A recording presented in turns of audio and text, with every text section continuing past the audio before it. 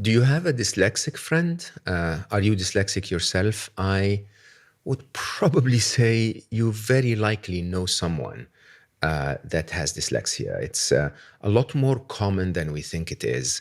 Statistics will say between 5 and 17%, it could be up to as high as 1 in every 5 people that you know is dyslexic. One of my absolute best friends, one of my very, very valuable coaches, is declared dyslexic, and she teaches me so much.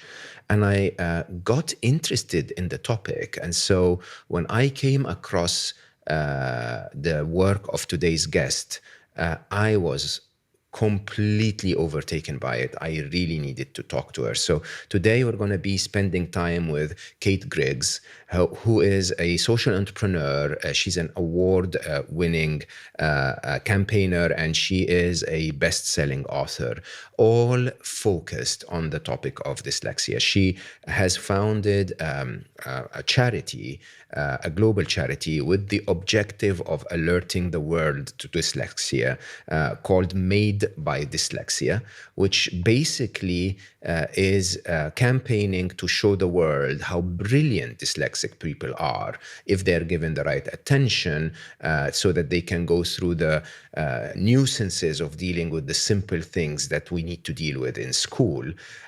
She is also the best-selling author of This is Dyslexia, her book that came out in the UK and in a digital format, but coming out in the US on March 1st. So by the time we air this episode, it will be out already globally, which basically has the same objective of making sure that you understand what dyslexia is and how you can deal with it if it's present in one of your loved ones, and how far dyslexics have gone to change our world, whether through entrepreneurship, through art, through even authors and storytellers. It really is quite eye-opening, because most of what you see about dyslexia in the in the mainstream media is focusing perhaps on the negative side. The positives, oh my God, they totally outweigh the negatives.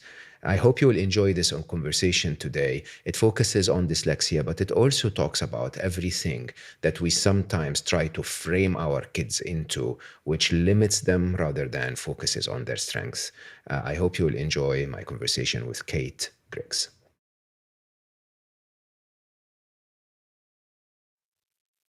Thank you for your forgiveness. So for everyone listening, I've just had a wonderful conversation with Kate for the last 25 minutes, only to recognize that I was not recording. So anyway, I think you should be aware that Kate is so kind and wonderful and generous to talk about the same topics again. And I'm absolutely certain we will have a wonderful conversation one more time. Kate, thank you so much for putting up with me. I apologize for the mistake. I was very excited about the conversation that I forgot to record. Oh, Mo, thank you. I mean, I'm so excited to be here that really we all make mistakes, and I make lots of them because I'm dyslexic, and that's kind of the way you roll when you're a dyslexic person in a non-dyslexic world. So honestly, no problem. It's an honor to be here, and I'm super passionate about what I do, so I can talk about it all day long, as many times as you want me Good. to. Let's talk about it all day long then, because first of all, I love that you are so open about it. So you say, I'm dyslexic. You also think that lots of people surrounding you are dyslexic. And you're now standing to sort of wake the world up to say, by the way, this is an amazing thing to be dyslexic. And that's not the common way people normally refer to dyslexia. So can we start from the beginning and tell us a little bit about where you are, how you ended up to know that you are dyslexic, how it affected your life? Tell me your story. Why are we talking, you and I? So I'm dyslexic, and almost everybody in my family is. My father was dyslexic, and he sadly is no longer with us, but he was a crazy botanist and scientist, and invented the grow bag, actually. And he was one of 6 children, and I think almost all of his brothers and sisters were dyslexic too. My brother, who's a little bit older than me, is dyslexic, and it was him that really started our family's journey with it back in the late 60s, early 70s. Tom was told he really struggled with reading and writing, and he was told, actually back in those days, the term I think was educationally subnormal.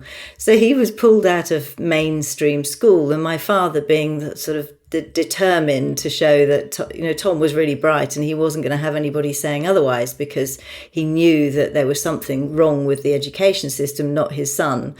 And Tom was sent to a school that really helped him. And then when I was failing my exams and was being told that I would never be able to go to mainstream school, my dad did the same thing and thought, we're not having this. There's obviously maybe Kate's dyslexic too. So I went for an interview at my brother's school when I was 9 years old, and that interview literally changed my life. And I went and sat in with the headmaster and relayed all the things that I'd been told when I was sitting in front of my headmistress the couple of days before, which is that I wasn't very bright, wasn't going to be able to stay in mainstream school. I tried hard but couldn't succeed at anything. So probably the school might not want me. And the headmaster said, "Oh, we're not worried about exams." He said, "We can help you to pass exams." He said, "What we want to know is, what are you good at? What are you passionate about? What is it that really makes you get out of bed in the morning? Because that's what's going to make you successful in life, and that's what's going to make you happy." And that was just a complete eye-opener for me, from feeling like I was a complete failure to realizing that somebody understood how I thought. And that really was the start of my passion and my mission to try and help the world understand that dyslexia is a brilliant way of thinking. We do need some support in school, but as long as we get that, we can absolutely fly and flourish. And literally within a couple of months, I was doing so well in school. It just totally transformed my life. Isn't that amazing? I mean, shouldn't every child get someone that tells them that? What was it? We can make anyone pass the exams, but it's your passions, your skills, and what you're good at that we care about. Isn't that how the education system should be? I mean, if you don't mind sharing with me, how did it feel being in school at the time, being expected to do the typical things like, times tables or reading out loud or whatever, but failing at them? Not because of any lack of intelligence, but basically because of a different wiring of a brain, right? And then you, as a child, you get sort of attacked or labeled. How was that experience? Well, if you bear in mind the sort of praise to criticism ratio that we know you need 5 positive comments to counteract a negative one, then that completely lines up the fact that most dyslexic people will have problems with self-esteem at school. They will think they are not good at anything, because reading out loud, doing your spelling tests, times tables, remembering lots of facts and figures and dates and things for tests are all things that are in our challenge wheelhouse. We just are not good at those things. And those are the things that when you're young at school are really the things that you're graded on, and they're the things that people expect you to learn. And as a child, you're very aware that you can't do the things other people are doing. And if there isn't the emphasis on your strengths and all the amazing things that come with dyslexia, that really does weigh heavily on you. And that's why it's just so important that if we do nothing else, we need to change the way we see dyslexia, to recognise the strengths and put as much value on those as we do on the challenges. But all the things that we find challenging, either you can get support for it and you can be taught to do the best you can at those things, or technology now is taking them over. I mean, everybody uses spell check. Everybody types things and gets their thoughts on paper and uses all the technology to help you make sense of it. It isn't really, we don't need to be good at spelling anymore, to be honest. We don't need to be good at a lot of the things we're teaching at school. And it's the other skills that the world needs. And those are the things that dyslexics are so good at.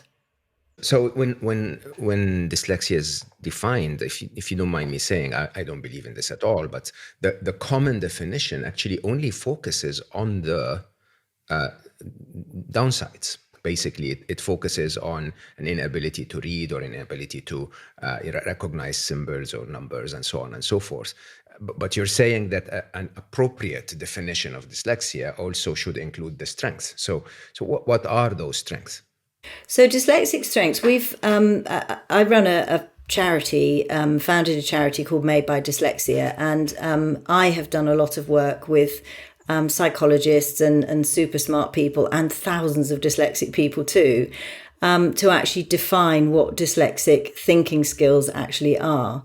So there are, and we've defined them for adults, but we've also defined them for children as well. And for adults, they're imagining, communicating, visualizing, connecting, exploring, and reasoning. So those are the 6 strengths, and then there are sort of sub strengths within that. But to put it into sort of real terms, dyslexic people are big picture thinkers. So we think holistically. We see across a whole range of things and within one problem to actually get to the nub of it. And it's a real skill that dyslexics have.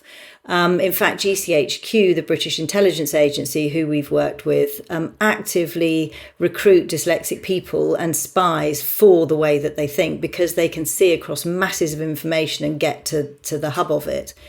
It's also a brilliant skill for entrepreneurs as well.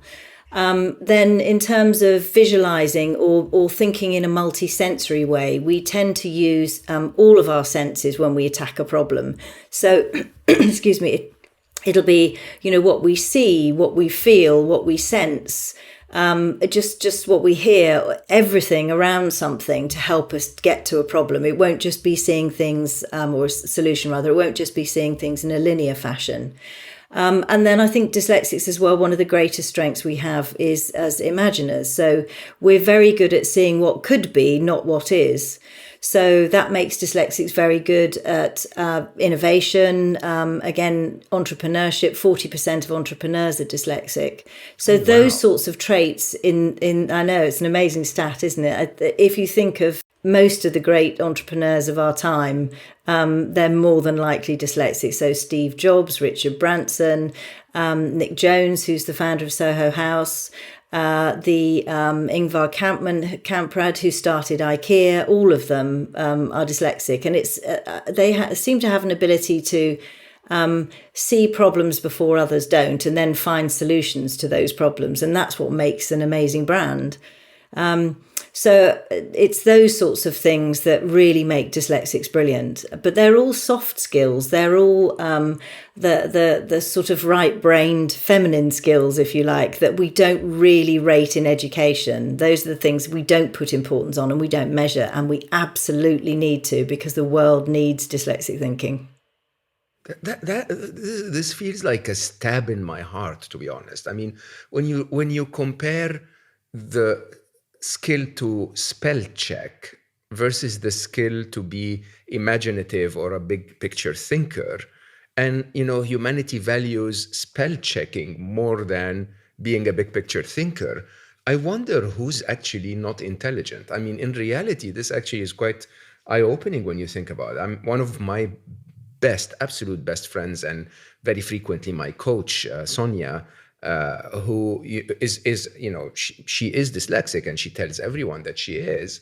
And because we communicate in English and her mother tongue is Dutch, she will always use a phone to see if the words are correct and the spell check is correct and so on.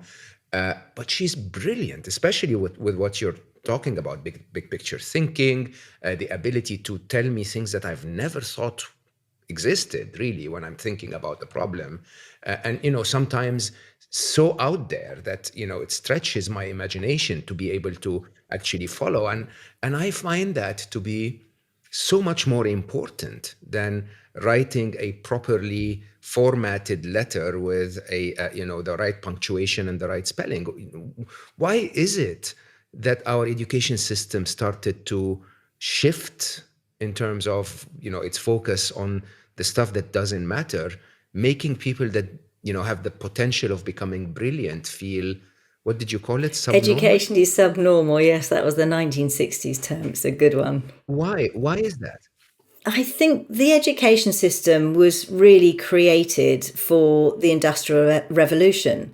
And I don't think it's caught up since then. It's stayed in that space for an awful lot of time, particularly the Yeah. British education or the English education and exam system at the moment is diabolical.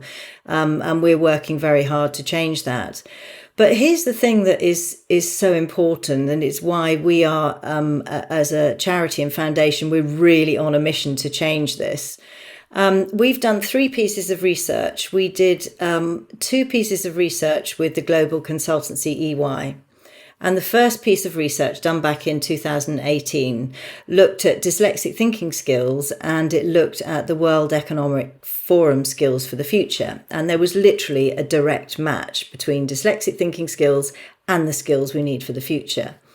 We did another report in 2019, and that again looked at dyslexic thinking skills and the skills the World Economic Forum said we need for the future. And again, direct match. But what we also looked at in that was dyslexic challenges and where dyslexic challenges fitted on the scale for the skills that we need. And they're the skills that we're not looking for anymore. So technology is going to be able to take over our challenges, and the skills are all things that technology is not going to be able to take over. All the human skills, the feminine skills, the right brain skills, if you like. We then did a piece of research that we released last year with the global recruitment company Manpower. And that looked at how the pandemic had shifted skills and the skills that global workforce needs right now. So that looked at research which has been out, which says that by 2025, 50% of our jobs are going to be done by machines, and the other 50% are going to need exactly the skills that dyslexic people have. So it's like a 10 out of 10 match for the top 10 skills the workforce needs in 2025, which is now basically.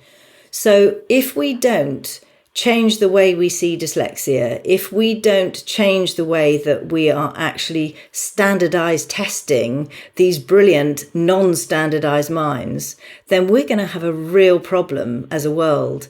And also I started reading your book, Scary Smart, which is scary, but also for a dyslexic person, I think it's actually really good news, because if we can actually start telling machines that spelling doesn't matter, we can sort spelling out, that what's important are all these incredible skills that dyslexics have, empathy, creativity, emotional intelligence, innovation, all of those things that machines can't do as well, and maybe will never be able to do.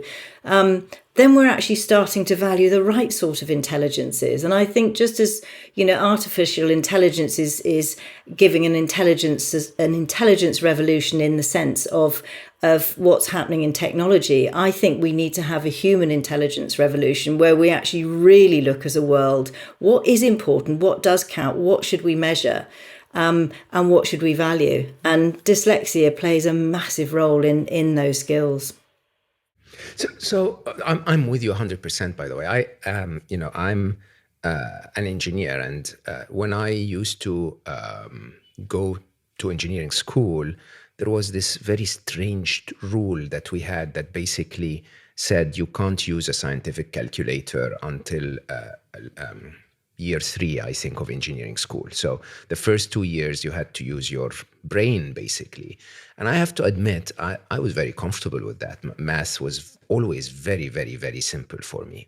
But the minute I started to use a scientific calculator, me and my friends who were good in math were starting to say, will this slow us down? Will it, take away our ability to do math in the future? Is this the right thing to do? And we would brag about being able to do a long division to the 7th decimal point in our brain or whatever. And I'll have to tell you openly, the minute a scientific calculator displaced my need to do those things, my mind was freed up to do things that are way more interesting as an engineer. right? I was actually focusing on the real design. I was focusing on the big picture of, where the forces are and what's, bending, impact is happening and so on and so forth, right? And so those things by definition are not supposed to be what we were made for in the first place. And it's really interesting that, the way you describe it now, it's almost like saying, look, using a hammer is the most important skill a child should know, because we used a tool in the past that's called the hammer, that basically meant you can drive a nail. If now you have a robot that can do this, why would you want to learn to use a hammer in the first place? You can just literally focus on the design or the bigger things. Now, tell me how it was different. So you were, your brother Tom went to a special school from the beginning. You didn't, so you had to go until age 9 to a school that didn't cater to your skills and strengths, and then you shifted, right? What happened when you shifted? What did they do differently? Is it like a massively complex thing, or did they do simple things that made it Very easier? simple things. In fact, I mean, it is a mainstream school. It's not a special school for dyslexia. It's just a school. It was actually the first school in the world that recognised and took dyslexic children. It was set up way back in the 30s. But what they did differently was twofold. Firstly, it was about your strengths. So what are you good at? What do you love to do? Let's find your superpower and make sure that we build your confidence by acknowledging those things and letting you fly with those things, because that's what's going to make you successful. And then the things that dyslexics find difficult, like, learning to read or comprehend. I actually was quite good at reading. My reading was slow. My processing speeds in reading were slow.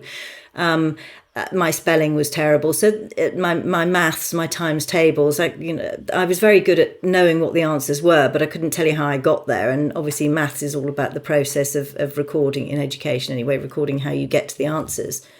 So what you need as a dyslexic child is just some help to look at where your strengths are, where your challenges are, and then having techniques and tips and methods that help you to learn what you're not so good at, and then focus on your strengths. So, there are lots of things teachers can do to help children be better at spelling. There are lots of things that you can do. For instance, a lot of very, very great storytellers like Roald Dahl, Agatha Christie, all sorts of Dav Pikey. They're all dyslexic, and actually what they write in terms of their spelling mistake doesn't matter. What matters is what the words are. So not focusing on those things, but focusing on the content and the creativity, not the sort of secretarial skills, if you like.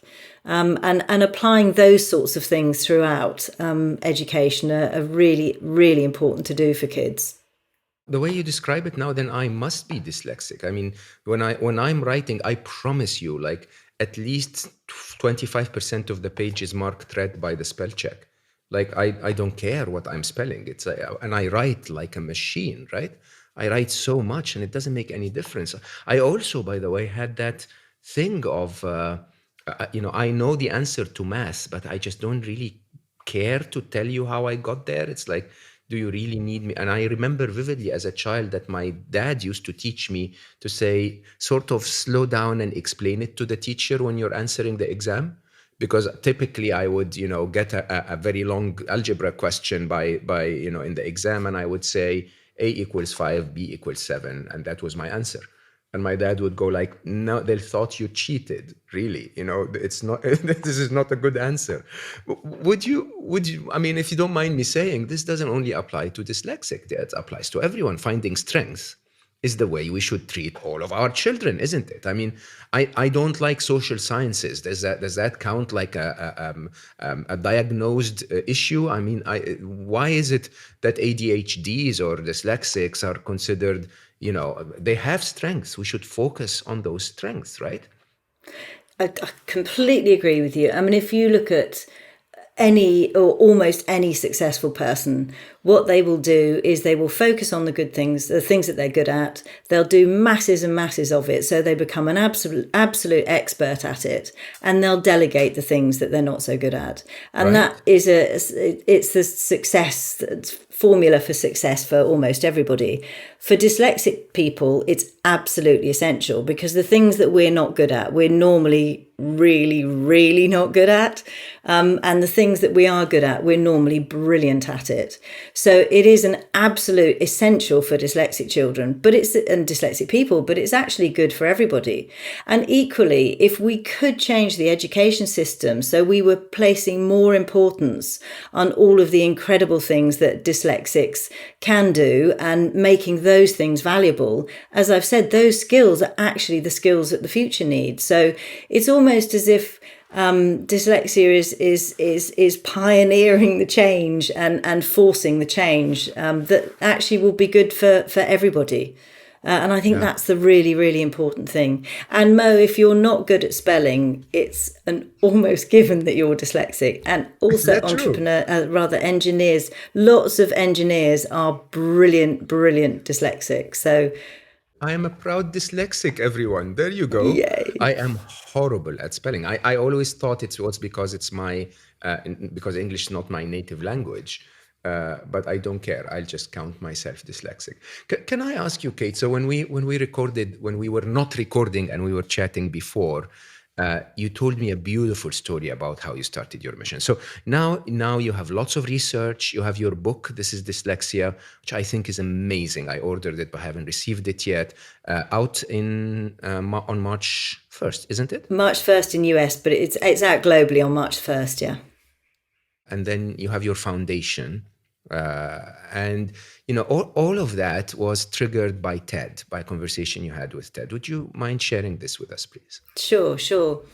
So as I explained, my experience at school went from horrible to brilliant. So my education was with lots and lots of other dyslexic people who were brilliant, and we all understood how we worked and how good our brains were. We all went on to do things that really focused on our passions. And I thought the world had got dyslexia. I thought, okay, my experience is going to be what everybody's got. When I had my children, I thought they must have caught up by now. And my son Ted, who is actually really, really dyslexic, it was obvious to me from age 3. I mean, he could when he was about 3.5, he could tell you the name of every single dinosaur. He could tell you whether they were a herbivore or a carnivore. He knew everything about them, but had no interest in he couldn't write his name and had no interest in reading. He loved being read to, but no interest in reading. He was super creative. He was obviously a really smart young boy. And when we took him to school, I said to the teachers, look, it's my whole family are dyslexic. He's definitely dyslexic. I can just see because of the way he thinks. And of course, I was thinking because of the brilliant things that he can do, he's definitely dyslexic. So I said, can you just keep an eye on it? And they said, oh, yes, so all the teachers here are trained in dyslexia. So we know lots about it. We can tell you if he is. And Ted went from being this brilliant, creative, wonderful little boy. And I've got a wonderful photograph of him dressed as a superhero just before he started school.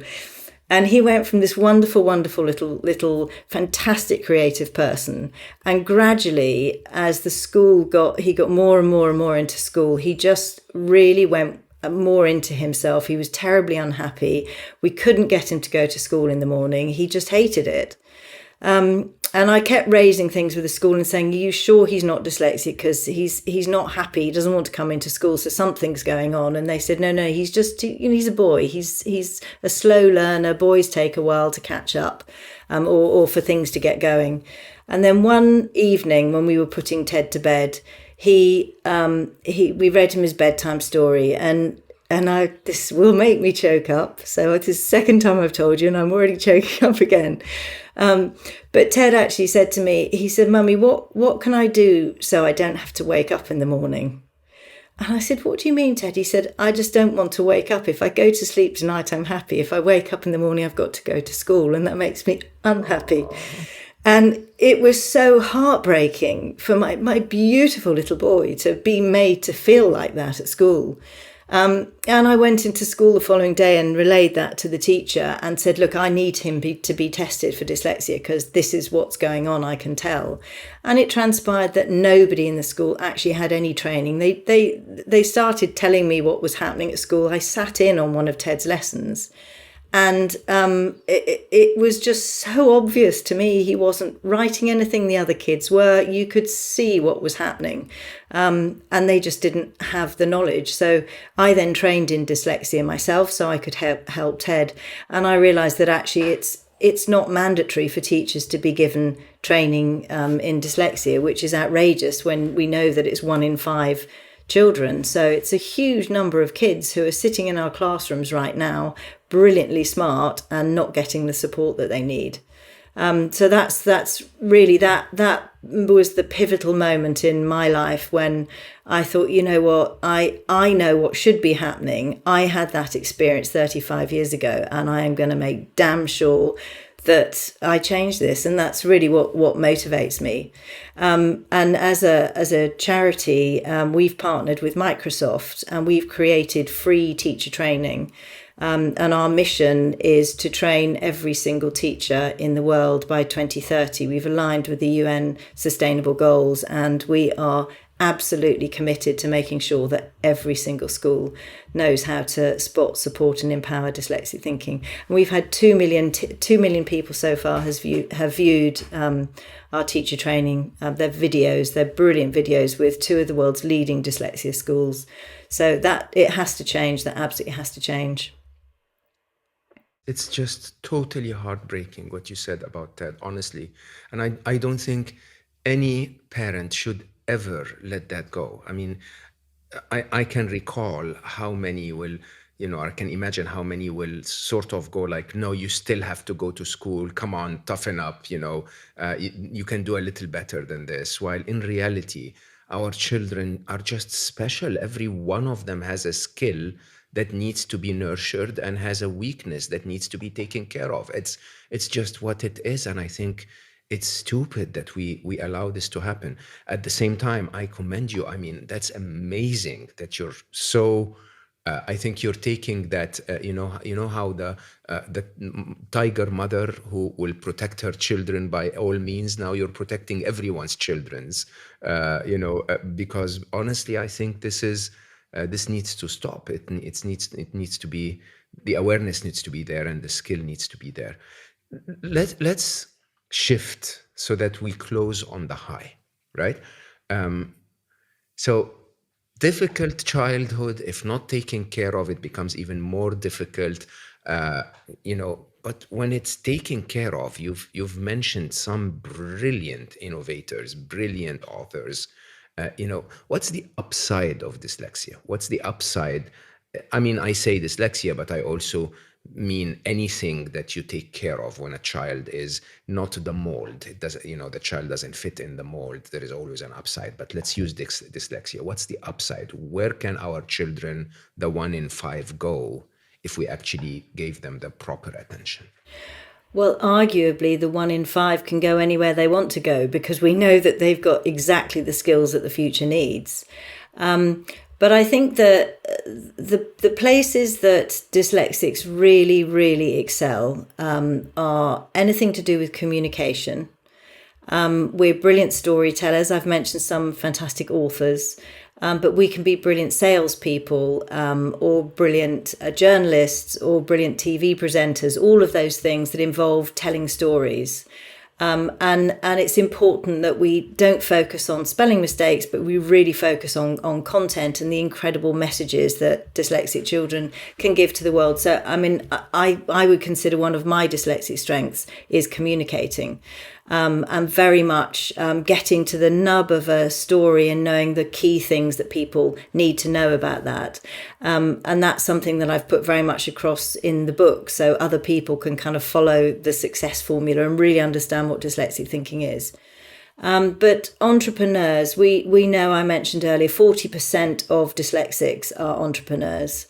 innovation, finding different ways of doing things, creating new businesses. That's what the world needs now. We're in an unprecedented, I hate that word, we all use it a lot, but we are in this unprecedented situation where we need people who are going to find solutions and create social impact. And entrepreneurs aren't just about making businesses, they're about creating wonderful ideas that propel our world forward. And dyslexics are just naturally good at seeing amazing ideas and seeing what isn't there, and imagining what could be. So I think that's really, really important. Those two areas are areas that I think dyslexics really excel. And also creative industries. I mean, a lot of the world's biggest musicians and artists, if you think of any great artist from our time, Picasso, John Lennon, Paul McCartney. I mean, just so many of these amazing creators that have given us things that we just couldn't live without. They're all dyslexic. So I would say to any dyslexic person, young or old, find what your passion is, find what your skill is, and just do it, because you have something amazing to offer the world. And if you follow all of the research right now, we need dyslexic thinking. So it's absolutely our time to shine. I love what you're doing. I think you're fantastic in championing it. And I think everyone needs to reconsider, honestly. I think everyone needs to look at themselves, look at those around them. And I will repeat that brilliant statement. If, we can teach anyone to pass exams. My son used to tell me that. My son, Habibi, he was so intelligent. And one day, he came back from school and he had... he scored an A or a B plus in math or something like that. And he was a brilliant mathematician. And I was like, why, Ali? Why wouldn't you score an A plus? And he said, why do you want me to score an A plus? And I said, because you can. And he said, would you prefer if I learned how to answer the exam test and scored an A plus but didn't learn math? Or would you prefer if I actually knew math really, really well but didn't score an A plus in the exam? I think he was like 12 at the time. And I was stunned. I was like, I want you to learn math. And he said, so why are you so worried about the exam? And I think the idea, that statement of we can teach anyone to pass the exams, but we need to know, as you rightly said, their skills, their ambitions, their dreams, their passions, so that they can become the best they can become in life. I think everyone listening, if you have children, please find their dreams, their ambitions, their skills, their passions, their strengths. If you are struggling to fit within the real world, because believe it or not, both me and Kate struggle to fit in the real world. We struggle to fit in a world. I struggle to fit in a world where editors will want me to have every sentence written correctly, but I'm about writing the idea. I struggle to fit in a world where I preferred mathematics to social sciences and geography, and everyone wanted me to succeed in all of it. And I think every one of us should revisit life, and instead of believing that we are supposed to fit within the mold that was built for the Industrial Revolution, perhaps we should start to believe that we should fit within the mold that we are, that becoming the best that we can be. And I think this conversation today, Kate, is a wake-up call for everyone. Dyslexics to start, but everyone else. I think it's a major wake-up call. And I thank you so much for for giving us your time today, for giving us your knowledge and your passion. It's been an amazing conversation. Thank you so much. It's been an absolute pleasure to be with you. And I'm so pleased I helped you discover you're dyslexic. That's great. Yes, I am. It seems. With everyone listening, I hope you enjoyed this as much as I did, and I hope you have a call to action. I hope you actually reflect and see where your strengths and passions are, because this is really the way to go through life. If you've enjoyed this conversation, share it with others. Tell them what you have learned. If you haven't rated the podcast 5 stars already, what have you been doing? Rate it 5 stars, please, because it does help us spread the message to many more people. And as always, I am so grateful for the alibi that you gave me to have those incredible weekly conversations on topics that really deserve for us to slow down and reflect upon. Regardless of how busy you are today, please remember that there is always a little bit of time to slow down. I love you all for listening, and I will see you next time.